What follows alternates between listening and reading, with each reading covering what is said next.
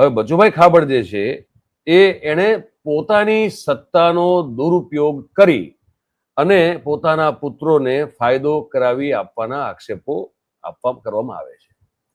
આની સાથે સાથે હું તમને બીજી વાત કરું. બીજી વાત એ છે કે વડોદરા આજે આખું જે કૌભાંડો ના રાફડા ફાટ્યા છે ને ભાઈ, એ કૌભાંડોના રાફડા ફાટ્યા છે એનું એક એપી સેન્ટર અમને મળતી જાણકારી મુજબ વડોદરા જિલ્લાના ભારતીય જનતા પાર્ટીના સંગઠનમાં મોટું પદ ધરાવતા એક નેતા છે.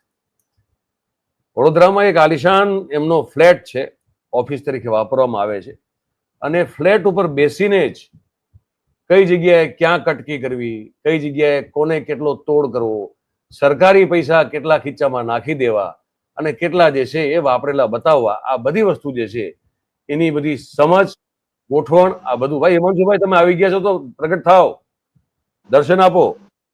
દર્શન પટેલની વાત કરીએ છીએ તો તમારા દર્શનની પણ જરૂર છે, તો દર્શન આપો અને જલ્દીથી સામે આવો, પ્રગટ થાઓ, તો તમારી સાથે પણ વાતચીત શરૂ થાય.